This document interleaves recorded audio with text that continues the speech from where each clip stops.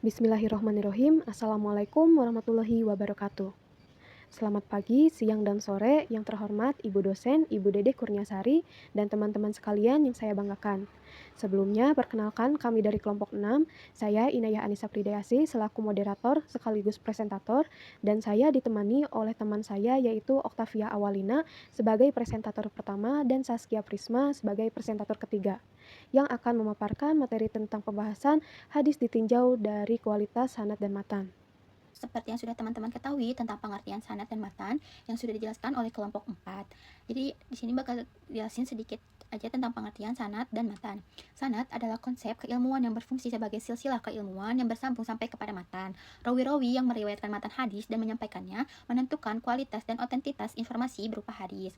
Sedangkan matan menurut bahasa berarti punggung jalan tanah keras dan tinggi, sedangkan menurut istilah adalah bunyi atau kalimat yang terdapat dalam hadis yang menjadi riwayat berbentuk qaul fi'il dan takrir dari Rasulullah Shallallahu Alaihi Wasallam. Hadis dibagi menjadi dua golongan yang telah memenuhi syarat-syarat qabul, hadis yang diterima kebenaran dan kejujuran orang dalam meriwayat. Hadis makbul terdiri dari hadis sahih dan hadis hasan.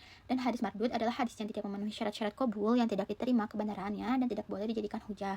Hadis mardud terdiri dari hadis doif. Selanjutnya, macam-macam hadis makbul. Yang pertama, hadis sahih. Hadis sahih adalah hadis yang benar, sah, dan tidak cacat. Menurut Subhi al-Shalih, hadis sahih memiliki sanad yang bersambung, diriwayatkan oleh periwayat yang adil dan terpercaya tanpa kejanggalan atau cacat. Imam Ibnu As-Salah dan Ibnu Hajar al-Asqalani juga mendefinisikan hadis sahih dengan ciri-ciri yang sama, yaitu sanad yang terus-menerus, periwayat yang adil dan terpercaya, serta bebas dari cacat atau kejanggalan. Selanjutnya, syarat-syarat hadis sahih. Yang pertama, keterhubungan sanad. Tiap rangkaian perawi memiliki koneksi seperti guru dan murid yang dapat dikonfirmasi melalui biografi perawi dalam kitab rijal atau melalui informasi tentang perjalanan ilmiah mereka. Yang kedua, tanpa syad. Syad adalah keadaan di mana hadis bertentangan dengan versi yang lebih baik kualitasnya dari perawi yang sama. Yang ketiga, bebas dari ilat. Ilat adalah cacat yang muncul dalam sebuah hadis akibat kesalahan tidak disengaja yang dapat diidentifikasi dengan membandingkan versi perawi yang terpercaya. Yang keempat, keadilan perawi. Seorang perawi yang adil adalah yang menjaga ketakwaan dan menjauhi dosa kecil dengan 5 syarat yang harus dipenuhi. Yang terakhir, keandalan perawi. Dabit dibagi menjadi 2 jenis. Yang pertama, dabit sard yang menunjukkan kekuatan hafalan, dan dabit kitab yang menandakan tulisannya dijaga dengan baik oleh penulisnya. Konsep al-mislihi dan mutamidun fi dabihi wa naklihi mengacu pada kepercayaan pada keandalan perawi dan ketetapan penyaluran informasi mereka. Selanjutnya,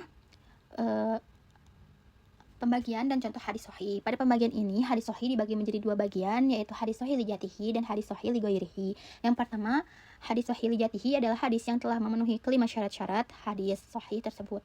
Contohnya, alaihillahu la sallallahu rasulah anna al-khudari sa'idan abi an yasari bani ato'in an sulaimi bani sofwana am maliki ala qaraatu qala yahya banu yahya hatasana muhtalimin kullin ala wajibun al mujaati yaumal gusla qala wassalam, yang artinya telah mengabarkan kepadaku Yahya bin Yahya, ia berkata aku membacakan kepada Malik dari Safwan bin Sulaim dari Atta bin Yasar dari Id al-Qudari bahwasannya Rasulullah Shallallahu Alaihi Wasallam bersabda, mandi pada hari Jumat hukumnya wajib, yakni bagi yang telah bermimpi atau yang telah balik.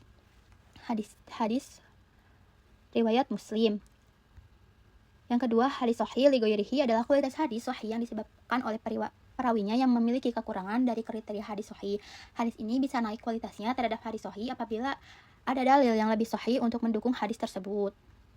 Contohnya, hadasana Abu Quraibi hadasana Abadatu benu Sulaiman an Muhammad bani Amrin an Abi Salamatan an Abi Hurairah taqala qala Rasulullah sallallahu alaihi wasallam laula an asyuqan ila ummatin la amartuhum bisiwaki ibadah kulli salatih, yang artinya telah menyampaikan sebuah hadis kepada kami Abu Quraib, ia berkata telah menyampaikan sebuah hadis kepada Abdan bin Sulaiman dari Muhammad bin Amru dari Abu Salamah dari Abu Hurairah, ia berkata Rasulullah Shallallahu Alaihi Wasallam bersabda, sekiranya tidak memberatkan umatku, sungguh akan aku perintahkan untuk bersiwak setiap kali akan sholat. Hadis riwayat Tirmidzi.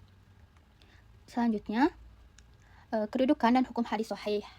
Hadis sahih mempunyai kedudukan posisi yang di dalam Islam sebagai landasan hukum yang kuat yang dapat dijadikan pedoman dalam menafsirkan dan menegakkan hukum Islam. Hadis sahih dikatakan mempunyai kedudukan yang sama dalam menetapkan hukum Islam dengan Al-Quran. Maka Al-Quran menepati kedudukan pertama, sedangkan hadis sahih menepati kedudukan kedua. Hadis sahih sangat penting untuk menjelaskan dan mencerahkan poin-poin yang tidak dijelaskan secara jelas dalam Al-Quran. Penjelasan yang jelas mengenai ajaran Nabi menjadikan hukum Islam dapat dipahami dan tidak mungkin mempunyai makna lain. Baik, materi selanjutnya masih tentang hadis maqbul, yaitu yang kedua hadis hasan. Menurut bahasa, hadis hasan berarti baik dan bagus. Sebagian ulama hadis mendefinisikan hadis hasan ialah hadis yang pada sanadnya tidak terdapat orang yang tertuduh dusta, tidak terdapat kejanggalan pada matanya, dan hadis itu diriwayatkan tidak dari satu jurusan yang sepadan maknanya. Menurut Imam At-Tirmizi, hadis hasan ialah tiap-tiap hadis yang tidak terdapat pada sanadnya perawi yang tertuduh dusta, pada matanya tidak terdapat kejanggalan, dan hadis itu diriwayatkan tidak hanya dengan satu jalan yang sepadan dengannya. Menurut At-Tibi, hadis hasan adalah hadis musnad, muttasil, dan marfu, yang sanad-sanadnya mendekati derajat thiqah, atau hadis mursal yang sanad-sanadnya thiqah. Tetapi pada keduanya ada perawi lain, dan hadis itu terhindar dari syad atau kejanggalan dan ilat atau kekacauan. Nah, dari definisi-definisi di atas dapat disimpulkan bahwa hadis hasan hampir sama dengan hadis sahih. Hanya saja terdapat perbedaan dalam soal ingatan perawi. Pada hadis hasan, ingatan atau daya hafalannya kurang sempurna. Selanjutnya ada syarat-syarat hadis hasan. Secara rinci, syarat-syarat hadis hasan adalah sebagai berikut. Yang pertama, bersambung sanadnya. Yang kedua, rawinya adil. Yang ketiga, rawinya dabit, tetapi kualitas kedabitannya di bawah kedabitan perawi hadis sahih. Yang keempat, tidak terdapat kejanggalan atau syad dan tidak terdapat ilat atau cacat. Selanjutnya ada macam-macam hadis hasan. Para ulama ahli hadis membagi hadis hasan kepada dua macam, yaitu yang pertama, hadis hasan li zati. Hadis hasan li zati artinya hadis hasan karena zatnya atau dirinya. Secara terminologi, hadis hasan li zatihi sebagaimana pengertian di atas, yaitu hadis yang sanadnya bersambung dari permulaan sampai akhir. Diriwayatkan oleh orang-orang yang adil, tetapi ada yang kurang dabit, serta tidak ada sujud dan ilat. Ibnu Al-Salah memberikan batasan hadis jenis ini dengan bahwasannya para perawinya masyhur atau terkenal dengan kejujurannya, amanah, meskipun tidak mencapai derajat perawi hadis sahih, karena keterbatasan kekuatan dan kebagusan hafalannya. Meskipun demikian, hadis yang diriwayatkannya tidak termasuk ke dalam golongan yang munkar. Di bawah ini ada contoh hadis hasan li jatihi. Lalu macam-macam hadis hasan yang kedua ada hadis hasan li ghairihi. Hasan li ghairihi artinya hasan karena yang lainnya.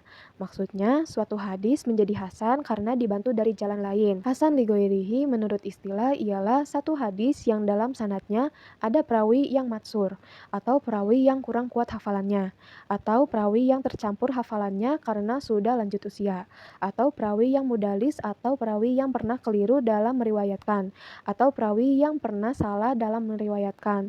Lalu, dikuatkan jalan lain yang sebanding dengannya. Tingkatan hadis hasan li ghairihi adalah tingkatan yang paling rendah di antara hadis maqbul. Dengan demikian, hadis hasan li ghairihi adalah hadis yang kualitas hadisnya pada dasarnya berada di bawah derajat hadis hasan. Ia berada pada derajat hadis doib yang disanai kedudukannya menjadi hadis hasan, hanya hadis-hadis yang tidak terlalu lemah. Sementara hadis-hadis yang sangat lemah, seperti hadis maudhu, hadis munkar, dan hadis matruk, betapapun adanya syahid dan mutabi, kedudukannya tetap sebagai hadis doib, tidak bisa berubah menjadi hadis hasan. Di bawah ini ada contoh hadis hasan li ghairihi. Selanjutnya ada kedudukan dan hukum hadis hasan. Hadis hasan menempati posisi yang kedua setelah Al-Quran dalam kehujahan hukum Islam. Hal ini menunjukkan bahwa hadis hasan sangat penting dalam menunjukkan dan menetapkan hukum Islam. Hadis hasan hampir memiliki kesamaan dengan hadis sahih, kecuali dalam hal perawinya tidak sebanding dengan perawi hadis sahih. Hadis hasan mempunyai posisi yang berada di antara hadis sahih dan hadis doib. Baik, di sini saya sebagai presentator ketiga yang akan membahas materi mengenai hadis doif. Nah, jadi secara pengertian, hadis doif kalau menurut bahasa berarti lemah sebagai lawan dari kata qawi yang artinya kuat. Nah, sedangkan secara istilah, kalau menurut Imam An-Nawawi, hadis doif merupakan hadis yang kehilangan satu syarat atau lebih syarat-syarat hadis sahih atau hasan. Nah, Menurut Abdul Qadir Hasan juga mendefinisikan hadis doif, yaitu hadis yang terputus sanadnya atau di antara rawi-rawinya ada yang cacat. Lalu selanjutnya ada pembagian hadis doif. Al-Iraqi membagi hadis doif menjadi 42 macam, sementara muhaddisun lainnya mengatakan jumlahnya lebih banyak dari itu. Bahkan ada yang membaginya sampai 129 macam. Para ulama hadis mengatakan bahwa terdapat dua keadaan yang membuat suatu hadis itu doif. Yang pertama karena putus sanadnya, dan yang kedua karena tercacat seorang rawi atau beberapa rawinya. Di sini saya akan menjelaskan hadis karena putus sanadnya terlebih dahulu. Jadi ada yang namanya hadis mu'alaq. Nah, menurut bahasa mu'alaq adalah isi ma'ful dari kata alaka yang artinya menghubungkan dan menjadikannya sebagai sesuatu yang bergantung. Satu sanad dikatakan mu'alaq karena dia hanya bersambung dengan bagian dari arah atas saja dan terputus di bagian bawah, sehingga seolah-olah dia merupakan sesuatu yang bergantung pada suatu atap dan lain sebagainya. Lalu ada hadis mu'dal. Nah, menurut bahasa, mu'dal adalah isim ma'ful dari kata adola, semakna dengan kata aya, yang berarti memayahkan. Secara istilah, hadis mu'dal ialah hadis yang gugur dari sanadnya dua orang perawi atau lebih secara berturut-turut. Lalu ada hadis munqati. Kata munqati adalah bentuk isim fa'il dari kata in kata a, masdarnya al-inqita, lawan kata al-itisal, yang berarti terputus, lawan kata bersambung. Sebagian ulama hadis mengatakan bahwa hadis munqati ialah hadis yang gugur seorang rawinya sebelum sahabat pada satu tempat atau gugur dua orang pada dua tempat dalam keadaan tidak berturut-turut. Lalu ada hadis mursal. Kata mursal adalah isi ma'ful dari kata arsala, yang berarti atlaka, yakni melepaskan. Seakan-akan hadis mursal itu melepas sanadnya dan tidak mengikatnya dengan perawi yang dikenal. Muhammad Ajaj al-Khatib mengatakan bahwa hadis mursal ialah hadis yang diangkat langsung oleh tabi'in kepada Rasulullah SAW berupa perkataan, perbuatan, maupun takrir atau ketetapan, baik itu tabi'in kecil maupun tabi'in besar. Lalu yang terakhir ada hadis mudalas. Kata mudalas adalah isi ma'ful dari kata dalasa, yang berarti tersimpannya cacat harta dagangan dari si pembeli. Kata dalasa ya dalisu, tadlis berarti gelap atau campuran yang gelap. Seakan-akan sebuah hadis menjadi mudalas karena ia tertutup bagi seseorang yang ingin mengetahui hadis itu. Keadaannya menjadi lebih gelap sehingga hadis tersebut menjadi mudalas, yakni hadis yang menyimpan cacat. Lalu yang kedua, doif karena cacat rawi terbagi menjadi dua macam, yaitu karena cacat keadilan rawi dan karena cacat kedabitan rawi. Doif sebab cacat keadilan rawi terdiri dari tiga macam, yaitu yang pertama ada hadis matruk. Nah, hadis matruk ialah suatu hadis yang diriwayatkan oleh orang yang tertuduh berdusta serta tidak diketahui hadis itu, melainkan dari jurusan dia saja. Yang kedua ada hadis mubham. Menurut Abdul Qadir Hasan, hadis mubham adalah satu hadis yang pada matanya atau sanadnya ada seseorang yang tidak disebutkan namanya. Dan yang ketiga ada hadis majhul. Nah, hadis majhul adalah hadis yang di dalam sanadnya terdapat seorang rawi yang tidak dikenal jati dirinya atau tidak dikenal orangnya. Lalu doif karena cacat kedabitan terdiri dari 9 macam. Yang pertama ada hadis munkar. Secara istilah, hadis munkar ialah hadis yang diriwayatkan oleh perawi yang lemah dan bertentangan dengan riwayat perawi yang sikoh. Yang kedua ada hadis mu'alal. Menurut Abdul Qadir Hasan, hadis mu'alal ialah hadis yang sahihnya sah, tetapi setelah diperiksa terdapat cacatnya. Yang ketiga ada hadis mudraj.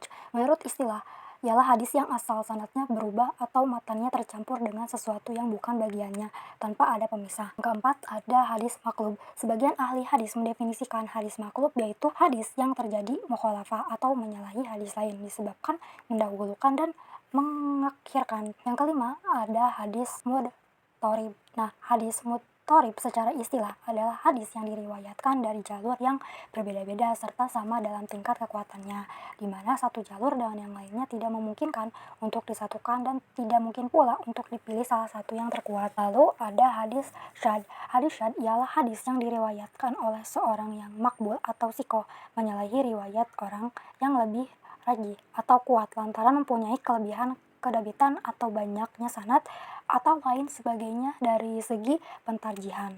Lalu yang ketujuh ada hadis mushaf, ialah hadis yang mukhalafahnya karena perubahan titik kata sedangkan bentuk tulisannya tetap. Lalu yang kedelapan ada hadis muhoraf. Nah, hadis muhoraf ialah hadis yang muholafannya terjadi disebabkan karena perubahan syakal kata atau baris dengan masih tetapnya bentuk tulisannya. Terakhir ada hadis muhtalid, ialah hadis yang rawinya buruk hafalannya disebabkan sudah lanjut usia, tertimpa bahaya, terbakar atau hilang kitab-kitabnya.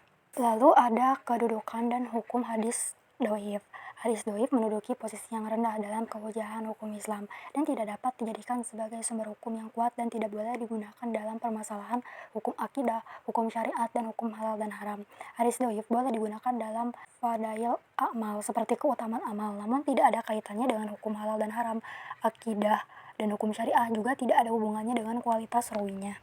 Kesimpulan yang dapat diambil dari materi kualitas sanad dan matan adalah bahwa sanad berarti sandaran yang bersandar padanya dan dapat dipercaya, dan berarti keseluruhan mentah dalam suatu hadis dengan sifat dan bentuk yang ada. Sanad adalah konsep keilmuan yang berfungsi sebagai silsilah keilmuan yang bersambung sampai ke matan. Rawi-rawi yang meriwayatkan matan hadis dan menyampaikannya menentukan kualitas dan otentitas informasi berupa hadis. Hadis dibagi menjadi dua golongan yang telah memenuhi syarat-syarat qabul hadis yang diterima atas kebenaran dan kejujuran orang dalam meriwayatkannya adalah hadis makbul. Hadis makbul terdiri dari hadis sahih dan hadis hasan. Dan hadis maradud adalah hadis yang tidak memenuhi syarat-syarat qabul, yang tidak diterima kebenarannya dan tidak dapat dijadikan hujah. Hadis hasan berarti baik dan bagus, yaitu tidak terdapat orang tertuduh dusta, tidak terdapat kejanggalan pada mat, dan hadis itu diriwayatkan tidak dari suatu arah yang sesuai maknanya. Menurut Imam Al-Tirmizi, hadis hasan adalah musnad yang sanadnya mendekati derajat sikoh, atau hadis mursal yang sanadnya tetapi pada keduanya ada perawi lain dan hadis itu terhindar dari syad, kejanggalan, dan ilat kekacauan. Hadis hasan hampir sama dengan hadis sahih, hanya terdapat perbedaan dalam soal ingatan perawi. Dengan memahami dan menganalisis kualitas sanad dan matan, kita dapat mengambil keputusan yang lebih bijak dalam menerima atau menolak kebenaran pada sebuah hadis. Baik, sekian pemaparan materi dari kelompok 6 tentang hadis ditinjau dari kualitas sanad dan matan. Kami pamit undur diri. Assalamualaikum warahmatullahi wabarakatuh.